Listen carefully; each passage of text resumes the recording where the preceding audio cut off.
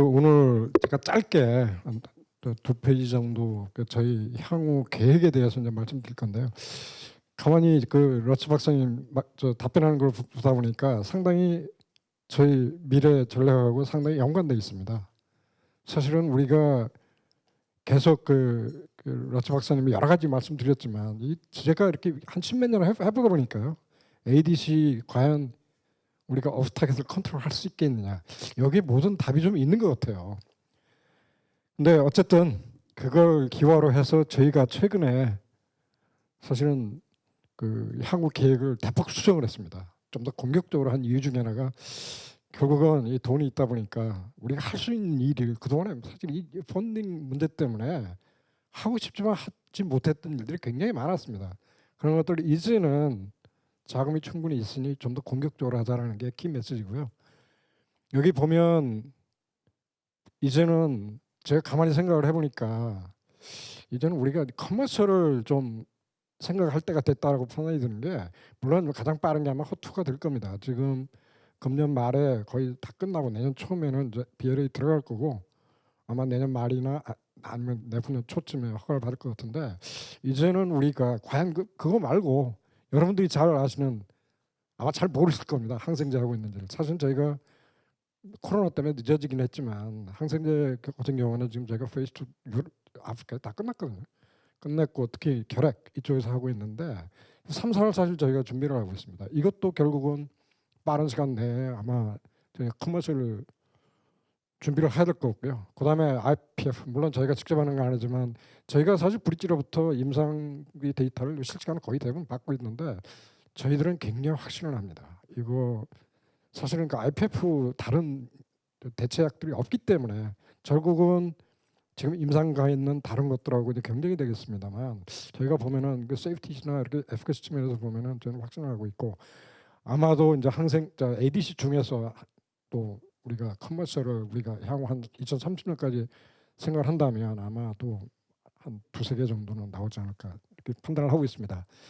그래서 키 메시지는 뭐냐면, 이제는 우리가 사실은 작년에 굉장히 많이 고민했던 것 중에 하나가 사실은 그 임상 부분입니다. 왜냐하면은 얼리 스테이지, 그동안에 저희는 얼리 스테이지 기술 이전을 할 수밖에 없었던 이유가 두 가지 이슈가 있습니다. 첫째는 가장 큰 문제가 돈이었어요.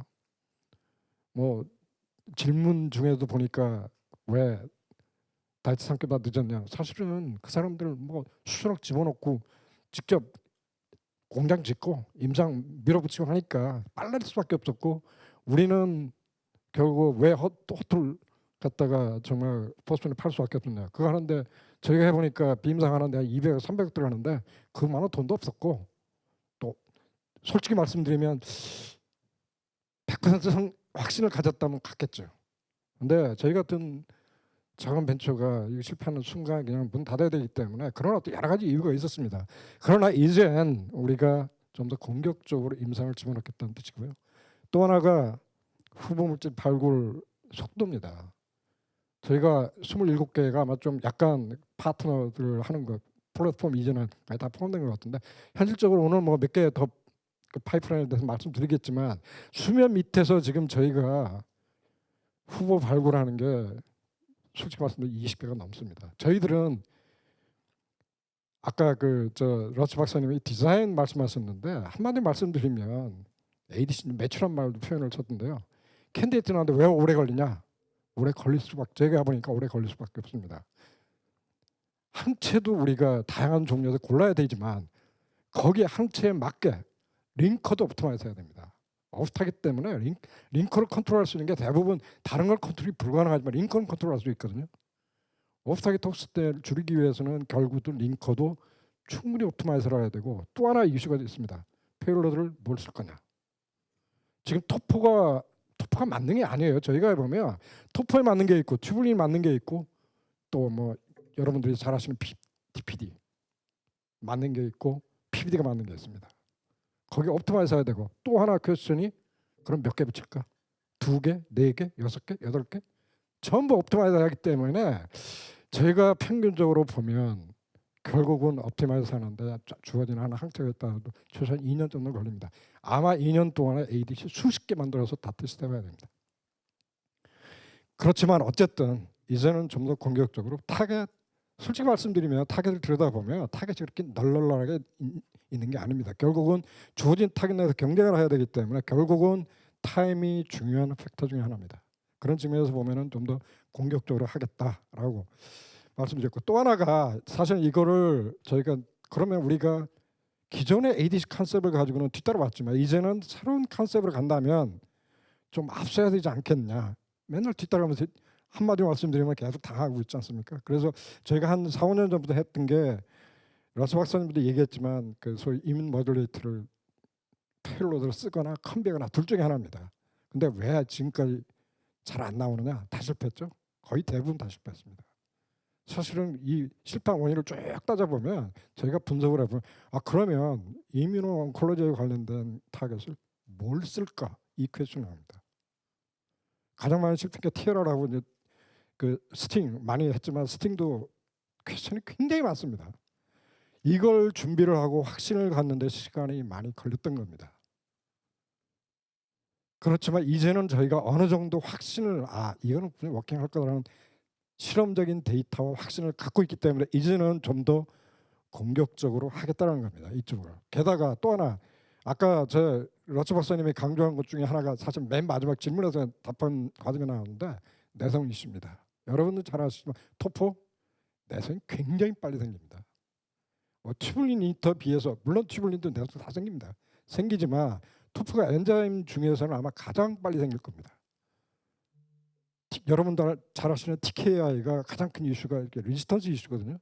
포인트 뮤테이션 되면서 토포 마찬가지입니다. 벌써 여러 개 지금 뭐 이노2 이거 다 내성 발견되고 있어요. 굉장히 빠르. 어떻게 극복할 거냐가 이슈입니다. 이거는 저희 경험상 결국은 가장 줄이는 방법은 소위 말하면 컴비 전략입니다.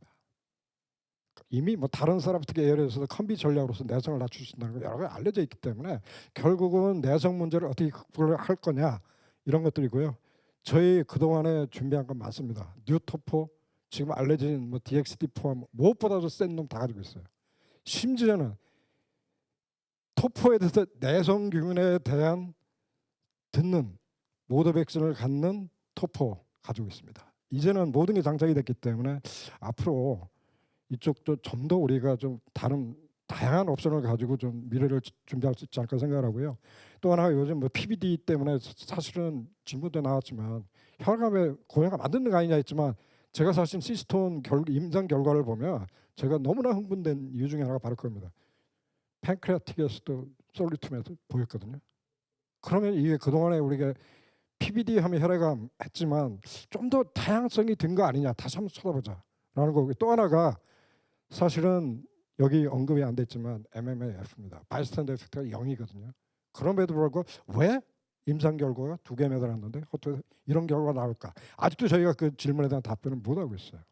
그렇지만 어쨌든 좀 더 우리가 사이언티픽하게 들여다보면서 하나의 옵션으로 MMAF도 올려놓을 필요가 있다는 게 제 생각입니다. 그러다 보니까 다양한 우리가 페일로드를 준비를 하고 있고요. 그다음에 프로틴 디그레데이션과 관련된 거 사실 TPD 관련된 저희가 아마 오름보다 훨씬 더 오래 했어요. 그러나 GSPT와 관련된 거는 치명적인 약점이 있어. 온타겟 톡스가 있습니다. 노멀시 톡스가 분명히 있거든요. 그러면 이걸 어떻게 피할 거냐. 이런 어떤 전략들 모든 선택지를 놓고 이제는 좀 더 우리가 미래를 한 4, 5년 미래를 이런 선택지를 놓고 좀 더 공격적으로 우리가 좀 하겠다는 것이 제 생각이고요. 또 하나 그동안에 이제 항체에서는 저희가 아니기 때문에 그동안 공동 개발 하다 보니 이제는 좀 더 그거보다는 좀 더 공격적으로, 그것도 자금 있기 때문에 가능한 얘기지만 차라리 그냥 라이센싱이나 독자적으로 하겠다는 생각입니다. 이런 형태로 좀 더 우리가 사업적인 측면에서도 좀 더 공격적으로 하겠다는 게 제 키 메시지고요. 다음 보면 그래서 결국적으로 말씀드리면 또 하나 제가 그 질문을 많이 받는 것 중에 하나, 그럼 라이센싱을 안 할 거냐? 할 겁니다. 이거 다 벌리려면요 지금 있는 돈 가지고 어린 반프로트도 안 됩니다. 할 수밖에 없습니다. 또 저희가 갖고 있는 모든 파이프라인을 다 나갈 수도 없어요. 능력도 안 되고 하기 때문에 아직도 라이센싱 딜은 저희가 굉장히 중요한 사업 전략 중에 하나입니다. 아마도 3분의 2 정도는 라이센싱을 해야 될 겁니다. 그래도 저희가는 그걸 통해서 자금을 또 선순환시키면서 저희는 우리가 목표라는 거를 하나 퀘스천 중에 하나, 그럼 우리가 뭘 끝까지 갈 거냐, 이 부분이 나와 있습니다. 이거는 저희가 당장 정하지 않고 임상 결과를 보면서 우리가 적어도 이거는 100% 우리가 삼성에서 커머셜까지는 저는 쉽지 않다고 생각을 하지만 적어도 빅파마 전략적 제휴를 통해서 뭐 여러 가지 방법이 있을 수가 있거든요. 그런 측면에서 저희가 좀 그럼 뭐를 우리가 우리 거를 진짜 우리 거를 들고 갈 거냐, 이런 거는 향후 1년 사이에 추이를 보면서 결정하지 않을까, 이렇게 판단을 하고 있습니다. 그래서 앞으로도 사업화 측면에서 보면 이제는 단타로 그냥 솔직히 말씀드리면 플랫폼 기술이 이제는 좀 지향하려고 그래요. 일은 굉장히 많고 가만히 또 생각을 해보니 이거는 포텐셜 컴피티터를 만드는 꼴입니다. 타겟이 한정되어 있기 때문에 그런 측면에서 보면은 이제는 좀 더 큰 좀 뭐랄까 여러 가지 섞은 빅파마 중심의 전략적 제휴를 통한 이런 것이 되지 않을까라는 게 저희들 예측이고요. 아마 이런 것들은 아마 3, 4년 동안에 계속 패키지 딜 같은 것이 아마 주된 그 저희가 비리가 아닐까, 이렇게 생각을 합니다. 그래서 저희는 어쨌든 뭐 최근 한 그 2, 3년 사이에 사실 목표가 계속 바뀌었는데 그 바탕에 깔려 있는 거는 결국은 이게 ADC를 하다 보니까 진짜 돈 많이 들어갑니다. 많이 들어가고요. 시작부터 페이스 1 우리가 휴먼 POC까지 가는데 딱 1,000억 들어갑니다. 1,000억. 그러니까 이런 것들이 우리가 좀 더 여러 번 그 계획을 수정한 것이 되지 않았나 생각을 하고 있습니다. 이제 저희가 한마디로 말씀드리면 돈이 좀 있거든요. 공격적으로 하겠습니다. 예.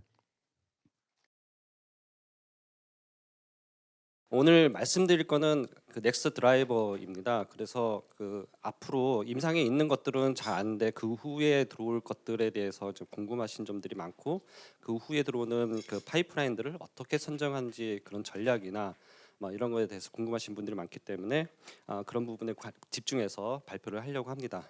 뭐 ADC에 대한 서론은 말씀드리지 않겠지만 결국은 각각의 파트를 갖다가 어떻게 개선해서 가장 좋은 ADC를 만들 것이냐가 ADC 필드에서 가장 큰 숙제라고 생각되고요.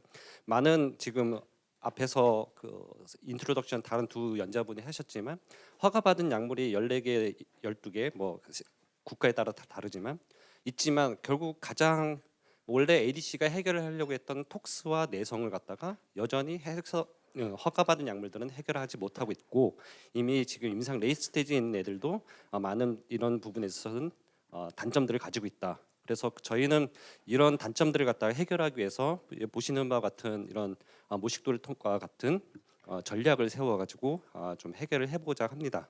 그래서 오늘 그 발표에서는 이 전략들이 왜 나왔고, 그다음에 실질적으로 그 전략을 어떻게 풀어가기 위해서 숙제를 풀어가기 위해서 어떻게 노력하고 있는지를 말씀드리도록 하겠습니다. 윗부분의 파이프라인들은 뭐 잘 아시겠고 밑에 파이프라인을 중심으로 해서 뒤에서 설명을 드리도록 하겠습니다. 그래서 새로운 파이프라인에 대한 설명 위주로 갈 거고요. 저희가 몇 년 전에 비전 2030을 세웠고, 아까 서두에도 그 사장님께서 대표님께서 이전 2030을 갖다 좀 더 빨리 당기겠다. 그리고 뭐 많은 파이프라인 늘리겠다. 근데 양도 중요하고 스피드도 중요하지만 결국은 퀄리티가 제일 중요할 것 같습니다. 그러면은 저렇게 빨리 늘리는 가운데도 어떻게 좋은 ADC를 갖다가 발굴할 것이냐. 그 ADC 밤러츠가 설명했죠. 저희 ADC가 정말 좋다. 그래서 기본적으로는 저희는 저희 플랫폼에 기반한 그 어드밴티지를 갖다가 계속해서 활용을 할 거고요.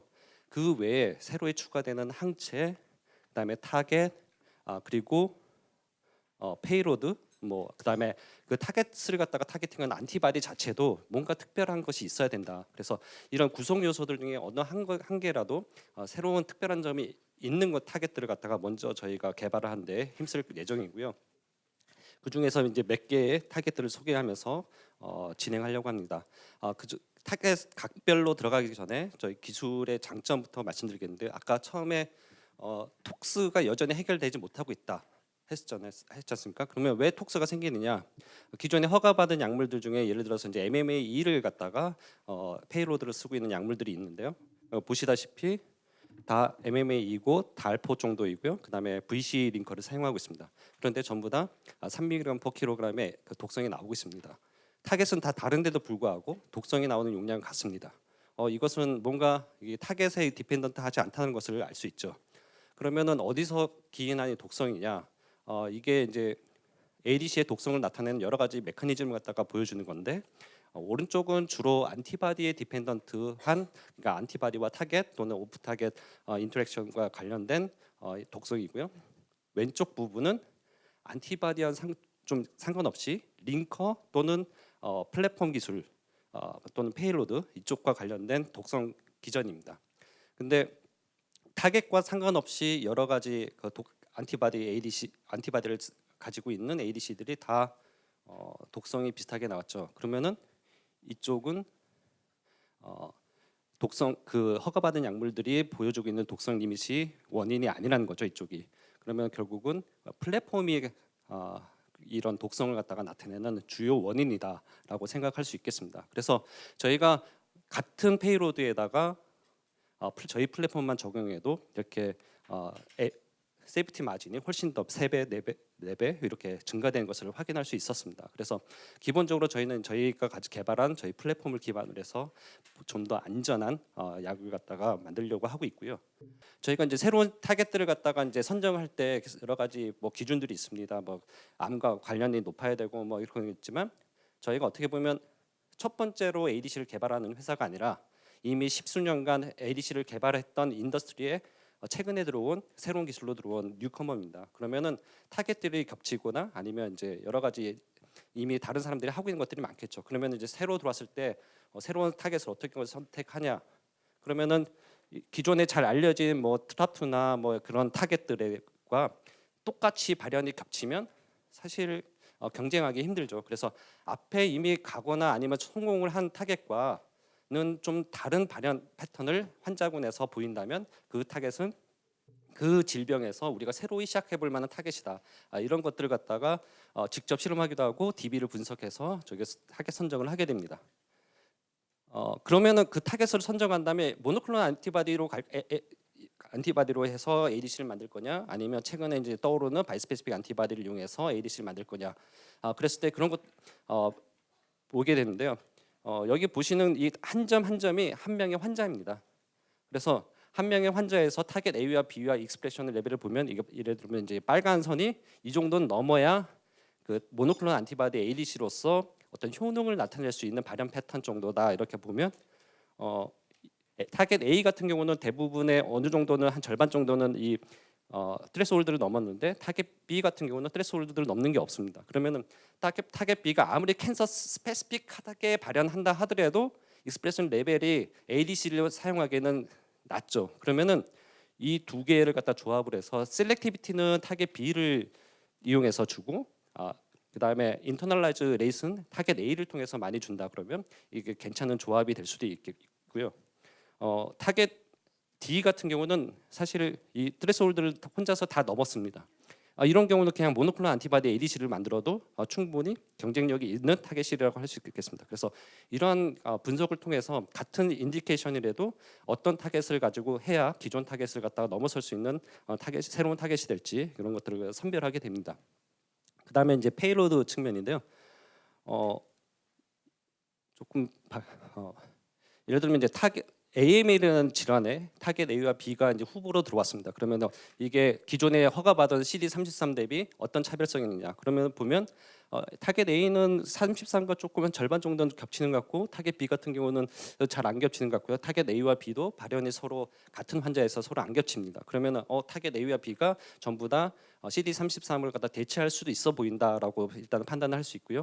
그 다음에 그럼 페이로드를 뭘로 할 거냐 했을 때 보통 이제 저희가 이제 쓰는 기준 중에 여러 가지가 이제 직접 실험해 볼 수도 있지만 DB 분석을 해서 먼저 판단할 수 있는 게 뭐냐면 드럭을 갖다가 펌핑아웃 하는 이플럭스 펌프들이 있습니다. 그래서 그 어떤 약물의 내성을 갖다가 주로 담당하게 되는 펌프들인데 주로 메이저로 ADC로 연관된 것이 ABC-B1과 ABC-G2라는 것입니다. ABC-B1은 마이크로튜블 이니비터인 MMA 같은 것들을 주로 서브스트레이트를 사용해서 걔네들을 주로 펌핑아웃하기 때문에 MMA의 내성 유전자로 알려져 있고 ABC-G2는 토포아이소메이즈 이니비터들이 주로 이 대상이 됩니다. 그래서 보시면 타겟 A는 ABC-B1과 익스프레션 패턴이 좀 비슷합니다. 그래서 이 타겟 A를 갖다가 우리가 ADC 타겟으로 했을 때는 마이크로튜뷸블 이니비터를 사용하게 되면 내성이 같이 동반될 가능성이 높다라고 보시면 될 것 같고요.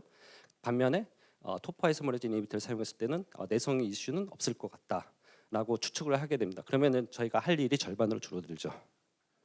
그다음에 타겟 B 같은 경우는 보시면 뭐 ABC B1이나 ABC G2 둘 다 같은 다른 방향으로 하기 때문에 어떤 페이로드를 사용해도 될 것 같다 이렇게 보죠. 그러면 타겟 B를 갈 때는 어떤 페이로드 써도 되고 타겟 A는 MMAE보다는 토포아이소머레이즈 이니비터를 쓰는 게 좋다 이런 것 결론을 하고 되고 최종적으로는 그러면 이게 단독으로 할 것이냐 아니면 뭐 이중항체를 할 것이냐 아니면 뭐 페이로드를 어떻게 할 것이냐 여러 가지 그 실험을 하는데 좀 경우의 수를 좀 많이 줄여서 할 수 있게 됩니다. 그래서 이러한 환자의 특성을 갖다 분석을 해서 타겟 유전자와 그 다음에 어떤 페이로드 쓸지를 좁힌 다음에 그걸 비교 평가를 해서 새로운 이제 개발 후보를 나타내는 일들을 발굴하는 일들을 하고 있습니다. 그다음에 그 내성 이슈 관련해서 또 다른 해결 방법이 페이로드 하나만 쓰면 내성이 생기면 페이로드 두 개 서로 다른 모드 백신을 가진 페이로드 두 개를 같이 쓰면 어떨까라는 것들을 갖다가 저희가 실험적으로 해봤습니다. 인비버 실험까지 해봤을 때 MMAE가 단독으로 쓰였을 때는 완벽하게 죽이지 못하는 이런 캔서에서 다른 모드 백신을 가지고 있는 페이로드랑 같이 ADC를 만들었을 때 훨씬 더 에피카시가 줄어든 것을 볼 수 있습니다. 이게 MMAE를 DAR2로 만드냐 DAR4로 만드냐에 따라서 효능뿐만 아니라 독성이 많이 차이가 납니다. 그래서 단순히 2배 차이가 아니기 때문에 어떤 한 가지 모드 백션을 갖다가 양을 줄이고 다른 모드 백션을 가진 ADC를 같이 만드는 것 자체가 굉장히 베네핏이 있을 거라 저희는 생각하고 있기 때문에 이런 듀얼 모드 오브 액션을 가지고 있는 조합들을 계속해서 발굴해 나가고 있고요. 그러면 이제 지금부터는 좀 실질적으로 제품화된 각각의 그 몇 개의 그 파이프라인을 들면서 저희의 미래 그 파이프라인을 살펴보도록 하겠습니다. 먼저 클라우딘 18.1을 타겟팅하는 LCB02A입니다. 이거는 저희 플랫폼 기술을 갖다 기반으로 해서 베스트 인 클래스를 구현하고자 하는 프로젝트이고요. 내년도 하반기를 IND를 목표로 삼고 있습니다. 시간 관계상 이거 타겟에 대한 설명은 나중에 이제 배포되는 자료를 보시면 아시겠지만 이 타겟은 굉장히 게스트릭 캔서, 위암과 이런 그 소화기계 쪽에 암에 굉장히 과반연돼 있기 때문에 이쪽을 많이 타겟팅하는 암이고요. 현재 그 가장 그 관심을 받고 있는 프로덕트는 머크가 인라이센싱한 SKB315라는 그 중국에서 개발된 ADC입니다. 지금 보시다시피 3mg/kg 반복 투여나 10mg/kg 반복 투여를 통해서 좋은 효능을 보이고 있고요. 그렇지만 저희 거는 지금 1mg/kg 단에 2mg/kg 단에로 이렇게 좋은 효능을 보이고 있습니다. 그래서 3배에서 5배 정도 더 낮은 용량에서도 좋은 효능을 보이고 있죠. 그것이 단순히 그 게스트릭 캔서뿐만 아니라 판크레아틱 캔서, 아까 대표님께서도 말씀했지만 판크레아틱 캔서를 굉장히 치료하기 어려운 쪽이기 때문에 이런 효능은 향후 임상에서 제한된다면 굉장히 임팩트가 클 것으로 생각되어집니다. 그러면 이제 효과는 그렇다 치고 이제 독성을 비교했는데 많은 경쟁자들이 지금 독성 데이터는 잘 안 나오고 있고 특히 MMAE를 페이로드 쓰는 클라우드 경쟁자들은 독성 데이터를 잘 익스포즈 안 하고 있습니다. 왜냐하면 어차피 익스포즈 해봐야 이쪽 토포 쪽을 쓰는 클라우드 애들하고 비교가 안 될 거기 때문에 안 나오고 있고요.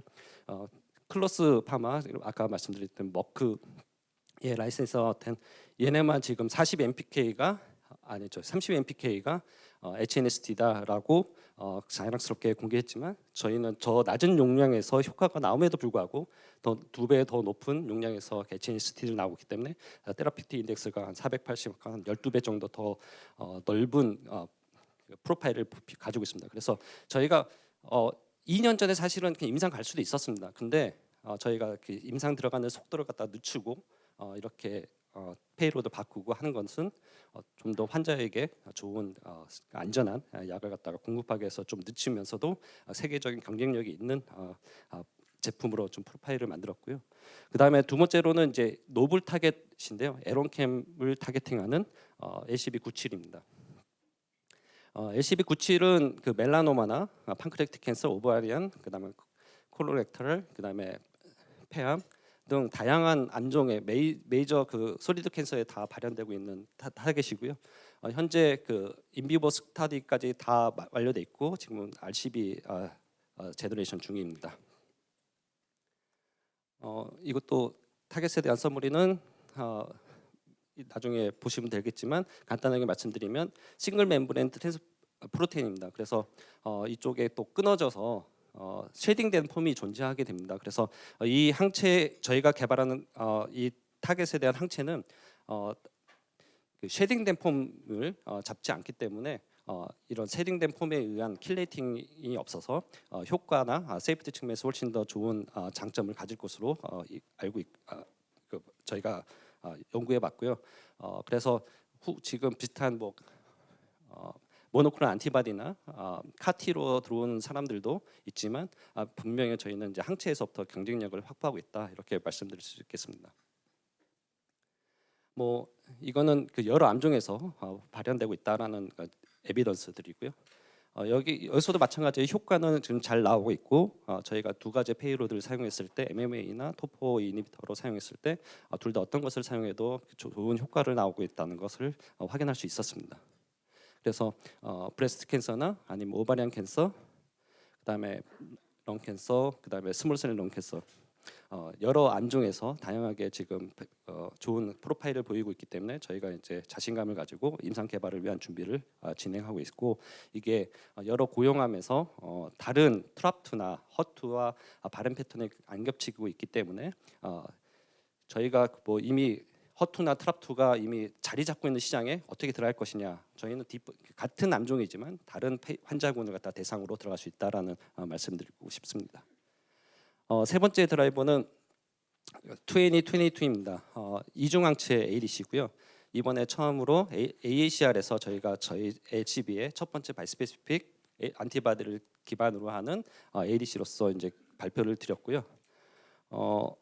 이거는 혈액암, 특히 B셀 림포마 쪽에 많이 타겟팅하는 CD222하고 CD222를 한 개의 물질로 만들어서 이중항체로 가는 컨셉입니다. 그리고 앞에도 계속 나왔던 프로드럭 PBD를 페이로드로 지금 사용하고 개발하려고 하고 있습니다. 지금 독성 검증 단계고요. 그럼 왜 하필 여러 혈액암 타겟이 있는데 CD222와 222냐 봤을 때 요즘 싱글셀 뭐 RNA 시퀀싱 뭐 이런 것들이 많이 있고 스페이스 뭐 이렇게 보는 것들이 많은데 여러 그 B셀 림포마나 아니면 T셀 암들을 갖다 다 이렇게 해봤을 때 특정 암 그러니까 파퓰레이션에서 CD20와 CD22가 공통적으로 그쪽에서 잘 발현됐는데 그게 100% 일치하는 건 아니고 조금씩 입치와 그다음에 그 서로 이제 컴플리멘트로 이렇게 발현하고 있는 것들을 보였었습니다. 그래서 이거 두 개의 조합을 갖다가 간다면 서로 이 암종에서는 좀 더 그 확실하게 모든 암 환자를 갖다 다 커버할 수 있는 좀 더 넓은 환자군을 커버할 수 있지 않을까라는 그래서 타겟 익스프레션의 그 다이버시티 때문에 오는 내성을 극복할 수 있지 않을까 이렇게 디자인한 것이고요. 이거는 죄송합니다. 이 한 그래프는 다른 환자입니다. 그리고 한 점은 한 개의 암세포입니다. 그래서 각각의 암세포 한 환자에서 나온 암세포에서도 CD22와 CD22의 발현이 이렇게 다르게 나오고 있습니다. 그래서 이 경우는 CD22가 거의 안 나오고 CD20만 발현되고 이건 반대죠. 그럼 이런 세포들은 어떤 둘 중에 하나의 ADC나 아니면 항체 치료제를 써도 살아남게 됩니다. 그럼 결국은 이게 결국 계속해서 릴랩스드 리커런스가 되는 원인이죠. 그러면 둘 다 없애려면 결국 두 세포들이 가지고 있는 타겟들을 다 공격해야 되는데 이건 역시 모노클론 안티바디는 안 되고 이런 경우는 이제 바이스페시픽 안티바디밖에는 안 된다. 그래서 독성 프로파일 측면에서도 굉장히 베네핏이 있기 때문에 저희가 지금 기존에 알려져 있는 CD20나 CD22 ADC들보다 훨씬 더 지금 장점이 있을 거라 생각하고 그리고 가장 중요한 거는 릴랩스 그 타겟의 다이버시티 때문에 나오는 릴랩스는 저희가 막을 수 있지 않을까 그런 그 전략을 가지고 개발하고 있습니다. 그 다음에는 그 단백질들은 사실 아미노 DNA 뮤테이션이 생기면 변이가 자주 일어납니다. 그래서 같은 허투 타겟팅을 하더라도 같은 허투나 트랍2가 과발현되더라도 암 환자에 따라서는 그 안티젠이 돌연 변이가 생겨가지고 타겟팅이 어려운 경우가 생깁니다. 그래서 그러면은 단백질 말고 또 다른 타겟팅할 수 있는 게 뭘까 봤을 때 암 세포 표면에 있는 것 중에 당 단백질이 있습니다. 그래서 이게 당이 암 세포에서는 특정하게 조금 이상하게 붙어 있는 경우들이 있습니다. 그래서 그것을 타겟팅해서 하는 것들이 또 그 여러 회사들에서 진행하고 있고요.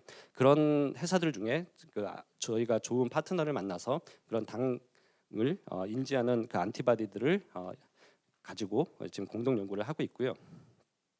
방금 말씀드렸다시피 원래 당이 요 단계에서부터 쭉 해서 요렇게 만들어져야 이게 제대로 이 단백질이 원하는 사이트로 있어야 될 곳으로 가는 어떻게 보면 우편번호 같은 역할을 하는데 이게 잘못되면 엉뚱한 데 가서 단백질이 존재하게 되고 그다음에 면역 원성을 유발하게 되고 굉장히 문제를 일으키게 됩니다. 그래서 요 부분들이 보니까 암세포에서 굉장히 많이 발견되고 있더라. 그래서 이 부분을 갖다가 타겟팅하면 단백질과는 상관없이 이 당을 갖다가 인식하기 때문에 돌연변이에 좀 더 강한 항체가 될 것이다라고 생각했고 그런 것들을 갖다가 지금 가시화한 업체랑 저희가 테스트를 해봤습니다. 그래서 ADC를 만들어서 그런 그 안티젠들이 굉장히 많이 있는 환자 샘플과 그다음에 중간 그다음에 없는 환자 샘플을 했을 때 그렇게 발현 패턴에 따라서 이렇게 효과가 차이가 나는 것을 확인했습니다. 그래서 어떻게 보면 컴패니언 다이그노스틱까지 어느 정도 이제 레디가 된 상태입니다. 그래서 이런 환자 이 정도 발현 이상의 환자만 저희가 리크루팅하면 굉장히 좋은 레이스 성공률을 가지고 환자 치료에 효과를 볼 수 있을 것으로 지금 기대하고 있고요.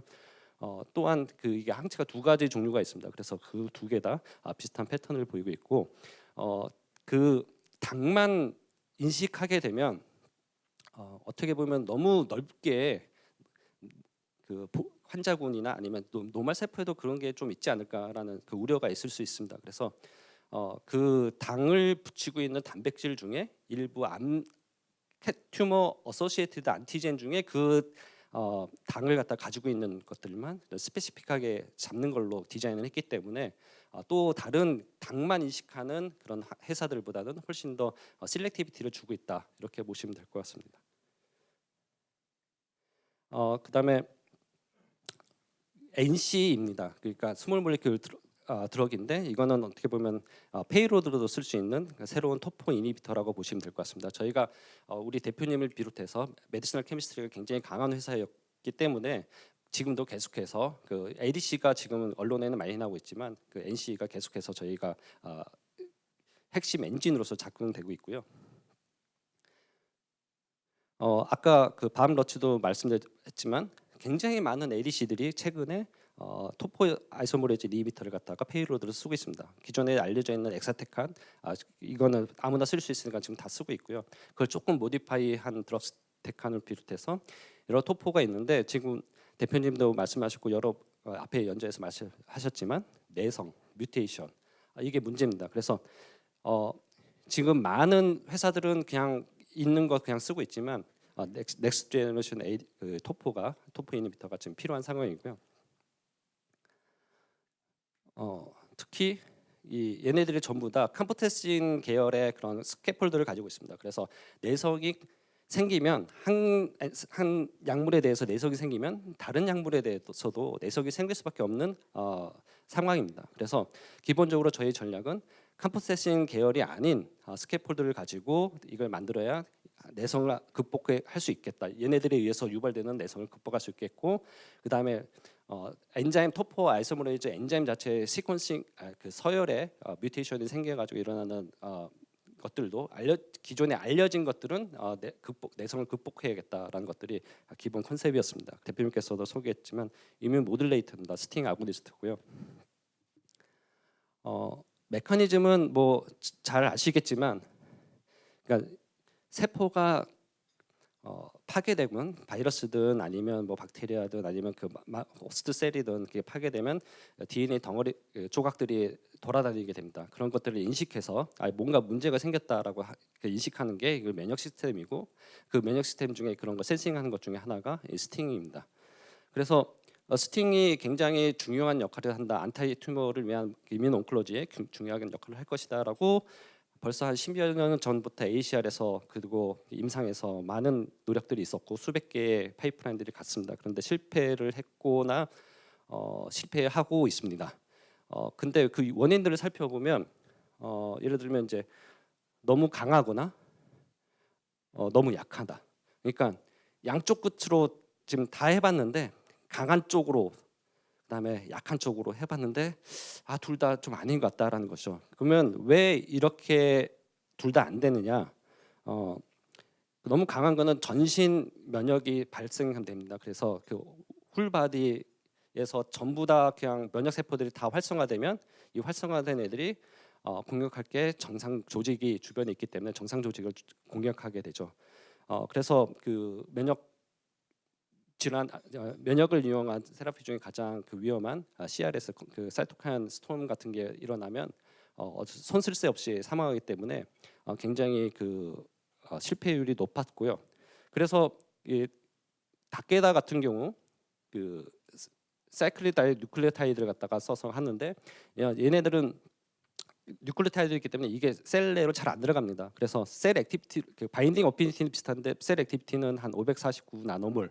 그래서 굉장히 좀 약으로서 쓰기는 좀 약한데 그래도 면역 질환 그 스티뮬런트이기 때문에 안전한 것을 선택해서 가고 있고요. 그런데 나중에 보시면 알겠지만 이 약한 것 때문에 아마도 임상에서는 효과가 좀 약할 거다 이렇게 보고 있습니다. 그래서 그러면 저희는 어떤 전략으로 이런 좀 패러독스한 이런 상황을 갖다가 극복할 거냐? 컴파운드 자체는 스팅에 잘 바이닝하는 그렇지만 그냥 그 상태로 저희가 프로드럭으로 만들었을 때는 셀에는 잘 안 들어가는.